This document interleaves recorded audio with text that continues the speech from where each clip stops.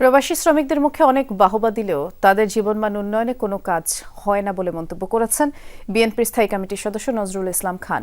বৃহস্পতিবার সকালে প্রেস ক্লাবে জাতীয়তাবাদী প্রবাস প্রত্যাগত শ্রমিক দলের উদ্যোগে আয়োজিত বেগম খালেদা জিয়ার জন্য দোয়া মাহফিলে যোগ দিয়ে এ কথা বলেন তিনি। জানান, প্রবাসীদের কল্যাণের জন্য একটি স্থায়ী কাঠামো দাঁড় করানো দরকার। এজন্য প্রবাসী কল্যাণ মন্ত্রণালয়কে আরও আন্তরিক হয়ে কাজ করার অনুরোধ জানান তিনি। প্রয়োজনে আইন নীতিমালা পরিবর্তন করে প্রবাসীদের জীবনমান উন্নয়নের আহ্বান জানান। আগামীতে যারাই ক্ষমতায় আসবে তারাই প্রত্যাগত প্রবাসী শ্রমিকদের নিয়ে যেন কাজ করে, এই আশা ব্যক্ত করেন নজরুল ইসলাম খান।